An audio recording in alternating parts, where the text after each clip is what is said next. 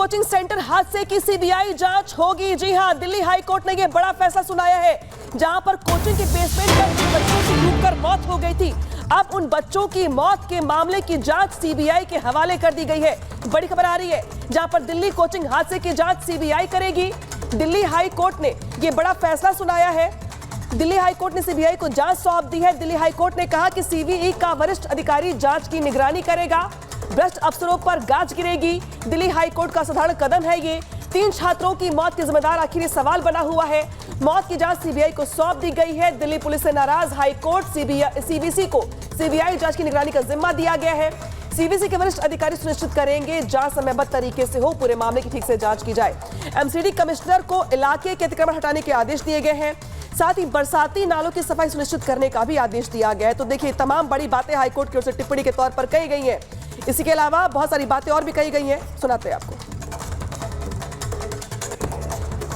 तो देखिए, आपको जानकारी हम दे रहे हैं कि क्या कुछ कोर्ट ने कमेंट किया है। कोर्ट ने एक तो सीबीआई को जांच सौंप दी, ये अपने आप में बहुत बड़ी खबर है। और जानकारी के साथ जतिन हमारे साथ जुड़ गए हैं। जतिन लगातार ओल्ड राजेंद्र नगर में भी कवर करते रहे हैं। जतिन, बहुत बड़ा फैसला है और शायद इस फैसले की जरूरत थी भी। बच्चे चाहते थे कि कम से कम पता चले गलती कहाँ हुई है, क्योंकि कोई जवाब तो दे नहीं रहा, सब जांच की बातें कर रहे हैं। आज बिल्कुल यही रीजन है कि बच्चे अभी भी प्रोटेस्ट कर रहे हैं। ओल्ड राजेंद्र नगर में उसी इंस्टीट्यूट के बाहर बैठ के प्रोटेस्ट कर रहे हैं। लेकिन दर्शकों को यह समझना होगा कि आखिरकार ये फैसला हाईकोर्ट ने क्यों लिया। दिल्ली पुलिस से लगातार हाईकोर्ट ये पूछती रही कि आपने अभी तक इस पूरे मामले में क्या कुछ इन्वेस्टिगेशन किया। ऑन रिकॉर्ड दिल्ली पुलिस कुछ भी संतोषजनक ऐसा जवाब नहीं बता पाई जो कि इन्वेस्टिगेशन को एक नई दिशा पे दे रहा हो, या दिल्ली पुलिस कुछ ऐसा कॉन्क्रीट बता पाई हो कि इस कारण से उस बेसमेंट में पानी भरा और 3 बच्चों की मौत हो गई। हाईकोर्ट ने यह भी दिल्ली पुलिस से पूछा कि आप बताइए कि आपने सिविक एजेंसी के किन किन अधिकारियों से पूछताछ की। हालांकि दिल्ली पुलिस ने बताया कि हमने कुछ लोगों से पूछताछ की है। जब नाम हाईकोर्ट ने पूछे कि आप बताइए कि एमसीडी से वो कौन से अधिकारी थे जिनसे आप लोगों ने पूछताछ की, किसके स्टेटमेंट दर्ज किए, तो दिल्ली पुलिस ने बताया कि ऑन रिकॉर्ड ऐसा किसी का भी जो स्टेटमेंट है वो ऑफिशियली तौर पर दर्ज नहीं किया गया। ये सबसे बड़ी वजह थी जो कि हाईकोर्ट ने इस पूरे मामले की जांच जो है वो सीबीआई को सौंप दी। साथ ही सीबीआई अब इस पूरे मामले की इन्वेस्टिगेशन तो करेगी, लेकिन सीवीसी के एक वरिष्ठ अधिकारी इस पूरी इन्वेस्टिगेशन को मॉनिटर भी करेंगे। सिर्फ दिल्ली पुलिस ही नहीं बल्कि दूसरी एजेंसी, चाहे वो दिल्ली फायर सर्विस हो, उनसे यह पूछा गया कि जब आप एनओसी देते हैं तो किस किस जो आपके एसओपी है उसके बारे में बताइए। इस इंस्टीट्यूट को जब आपने एनओसी दी थी तो क्या आपने फिजिकली तौर पर चेक किया था वो अधिकारी कौन है जिनके साइन उस एनओसी पर है? क्या सिर्फ एनओसी देने के बाद आप लोग दोबारा से इंस्पेक्शन नहीं करते इस पूरी इमारत की? तो ये तमाम ऐसे सवाल थे जिसको लेकर हाईकोर्ट बिल्कुल भी संतुष्ट नहीं था, और यही वजह था कि हाईकोर्ट ने इस पूरे मामले की जांच सीबीआई को जो सौंपने के निर्देश दे दिए। लेकिन दूसरी तरफ आप इस पूरे मामले को देखेंगे तो अब एमसीडी के ऊपर भी पूरा दारोमदार है। एमसीडी को यह हाईकोर्ट द्वारा निर्देश दिए गए हैं कि जितना भी इंक्रोचमेंट है उस इंक्रोचमेंट को आपको हटाना होगा। और आप बताइए कि इस हादसे के बाद जब ये पूरा वाकया शनिवार को हुआ, उसके बाद से आप लोगों ने किन किन जगहों पे क्या इंक्रोचमेंट हटाया? लगातार बारिश हुई, उस हादसे के बाद दोबारा बारिश हुई और उसी ओल्ड राजेंद्र नगर उसी इंस्टीट्यूट के बाहर पानी कई फीट भरता नजर आया, तो आपने कोई काम नहीं किया। तो ये ऐसी सख्त टिप्पणियां हाईकोर्ट द्वारा की गई है। हालांकि यहाँ पर यह भी इतना तय है कि अब इस जांच की जद में तमाम विभाग भी आएंगे जो अब तक पल्ला झाड़ते रहे जिम्मेदारी से अपने।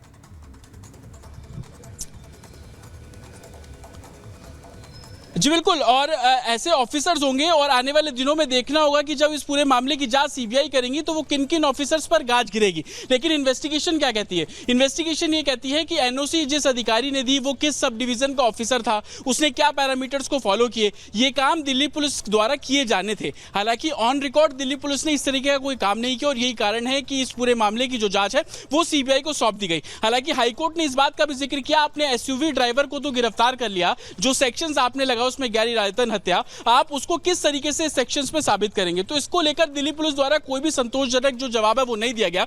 और यही कारण था कि कल सेशन कोर्ट ने उस मनोज एक तरीके से जो एसयूवी का ड्राइवर था उसको जमानत भी दी, और ये हालांकि बोला कि आप गवाहों से संपर्क नहीं करेंगे और जो भी टर्म्स एंड कंडीशन है उसको जोड़ते हुए लगाया। लेकिन हाईकोर्ट ने ये सख्त नजरिया इस लिहाज से भी है क्योंकि एक हफ्ता बीत जाने के बाद भी स्थिति जैसी की तैसी बनी हुई है। एक और बारिश दिल्ली में होती है, उसके बाद वैसी ही तस्वीर ओल्ड राजेंद्र नगर ही नहीं रहे हैं कि एक हफ्ता बीत जाने के बावजूद स्थिति जस की तस है। अभी भी बारिश जब हो रही है तो पानी वहां भर रहा है। जिस बात का आपने जिक्र किया, कोर्ट ने बकायदा कहा कि आप एक राहगीर को तो गिरफ्तार कर लेते हैं, लेकिन ये तय नहीं हो पाता कि एमसीडी के किस अधिकारी ने यहां गलती की, क्यों जांच नहीं हुई। जब शिकायत भी मिली थी, एक छात्र ने 1 महीना 2 दिन पहले शिकायत भी की थी, इन तमाम सवालों का जवाब नहीं दे पाया कोई। आज बिल्कुल हाईकोर्ट ने साफ पूछा कि आप दिल्ली पुलिस से हैं, आप बताइए कि आपने किस सिविक एजेंसी के किस अधिकारी से इस पूरे मामले में जानकारी जुटाई। आप बकायदा उस अधिकारी का नाम भी हमें बताइए। तो दिल्ली पुलिस द्वारा उस अधिकारी के बारे में कोई जानकारी नहीं दी गई। इतना बिल्कुल दिल्ली पुलिस से बोला गया कि आप हमें थोड़ा और समय दीजिए, आप हमें 2 से 3 दिन का समय दीजिए, हम इस पूरे मामले में कॉन्क्रीट इन्वेस्टिगेशन करेंगे। तो सवाल हाईकोर्ट के सामने ये भी खड़ा हो गया कि क्या वो किसी डायरेक्शन का इंतजार कर रहे थे, वो चाह रहे थे कि हाईकोर्ट इस तरीके से बोले तो उसके बाद दिल्ली पुलिस इस पूरे मामले की इन्वेस्टिगेशन करना शुरू करे, ऑन रिकॉर्ड जो इन्वेस्टिगेशन है उसको लेकर है।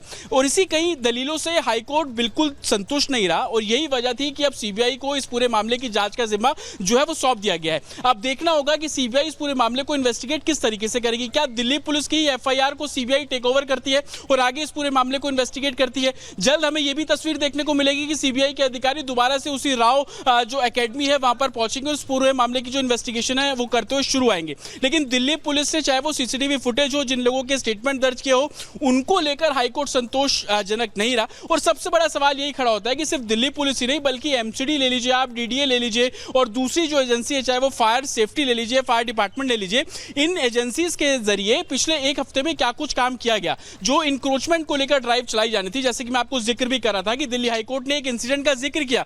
उन्होंने बताया कि उनको ये जानकारी मिली कि यमुना नदी एक जगह से 5 किलोमीटर दूरी थी, आज वो 500 मीटर भी नहीं रही। इसके पीछे जिम्मेदार कौन है, वो अधिकारी कौन है जो वहां पर इंक्रोचमेंट को बढ़ावा देते हैं या करप्शन की आड़ में रहकर यमुना की नदी को इस पूरे तरीके से कवर कर लिया जाता है और जब बाढ़ आती है तो वहां पर ही हमें कैजुअलिटीज देखने को मिलती है। तो कहीं ना कहीं हाईकोर्ट की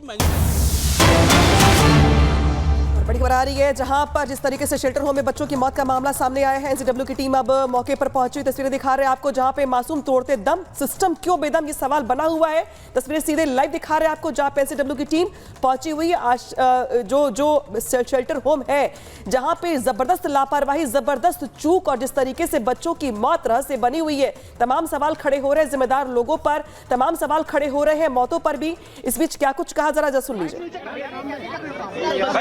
शांत हो जाइए यार, माइक नीचे ले, माइक नीचे। जुलाई में 38 केसेस हैं, उसमें से 14 महिलाएं हैं जो सिर्फ 1 महीने में सामने मैडम सामने 1 महीने में डेथ हुई है। और इसमें सबसे ज्यादा प्राइमरी एशिया ये मिला है कि पानी एक तो कंटेमिनेटेड है, फिल्टर्स प्रॉपरली लगे नहीं हुए। अभी मैं किचन में होके आई हूँ, वहाँ पर भी फिल्टर नहीं है। पानी जो भी आ रहा है, जो भी बच्चों को पिला रहे हैं, और जितने लोगों की डायरिया से ज्यादातर अधिकतर डेथ हुई है, ये भी पाया गया है कि 4 घंटे के अंदर अंदर एक बच्चे की डेथ हुई है डायरिया होती। उसमें भी ओवर क्राउडिंग बहुत ज्यादा है, जहाँ पर सिर्फ 250 लोगों के रहने की जगह है महिलाओं की, वहाँ पर 495 लोग रह रहे हैं इस गर्मी में। अभी वहाँ से लोगों को इन्होंने इतनी डेथ होने के बाद निकाला है, उसमें से कुछ टीबी की डेथ भी है जो साथ रह रहे थे। टॉयलेट्स इनके पास है नहीं, पिछले 2 महीने से टॉयलेट्स नहीं है पूरे। आप सोच सकते हैं कि जो 2050 लोगों के लिए भी जो टॉयलेट होने चाहिए, अभी वो 100 लोगों के लिए टॉयलेट है, जिसको ऑलमोस्ट 500 लोग यूज कर रहे हैं। और अगर एक को भी टीबी है और वो सेम ही टॉयलेट यूज कर रहे हैं जहाँ 500 लोग टॉयलेट्स यूज कर रहे हैं, तो आप सोच सकते हो कि कितना बड़ा नेग्लिजेंस है। सोशल वेलफेयर का कोई भी अभी तक मिनिस्टर नहीं है, पिछले 2-3 महीने से ये कह रहे हैं। लेकिन मैं अभी पेपर्स पूरे मांग रही हूँ। यहाँ की जो कर्ता धर्ता है, उन्होंने कहा, जो सीएमओ है वहाँ, उन्होंने कहा कि मैंने एक लेटर लिखा था जब ये सब डेथ्स होनी शुरू हुई थी कि ये प्रॉब्लम्स चल रही हैं यहाँ पर, ब्रीदिंग प्रॉब्लम से डेथ हो रही है या डायरिया से डेथ हो रही है, लेकिन उसका कोई जवाब नहीं दिया था सरकार ने। तो मैं उसकी कॉपी निकलवा रही हूँ, मैं मीडिया से भी शेयर करूंगी कि वो कब चिट्ठी लिखी थी और उसका कोई जवाब क्यों नहीं मिला। जो यहाँ पर एडमिनिस्ट्रेटर अपॉइंटेड है वो उनके पास एडिशनल चार्ज है, तो हफ्ते में वो केवल एक बार आ सकते हैं। एंट्री और आउटसाइड जाने के लिए कोई रजिस्टर प्रॉपर्ली मेंटेन नहीं है। कौन अंदर जाता है कौन बाहर आता है उसमें लिखा ही नहीं हुआ रजिस्टर में। कोई बायोमेट्रिक अटेंडेंस नहीं है। जो लोग रखे हुए हैं जिनको ये दीदी कहते हैं या जो भी ध्यान रखती हैं, they are not trained properly. उनको बस नौकरी पे रख लिया गया है और नौकरी पे ट्रेनिंग होती है, जबकि बच्चों को स्पेशल अटेंशन की जरूरत है, महिलाओं को स्पेशल अटेंशन की जरूरत है क्योंकि वो मेंटली चैलेंज्ड हैं। उनकी ध्यान अनरेगुलेटेड लोग रखे हुए हैं जो कि कॉन्ट्रैक्चुअल ऐसे ही वॉक इन रखे गए हैं और उनको कोई ट्रेनिंग नहीं है। ऑन जॉब ट्रेनिंग यानी वो पिगी थिंग यूज कर रहे हैं, इन्हीं पिग की तरह से यूज किया जा रहा है। दे आर यूजिंग ट्रेनिंग कर रहे हैं उन्हीं लोगों के साथ जिनकी देखभाल करनी है। एनसीडब्ल्यू की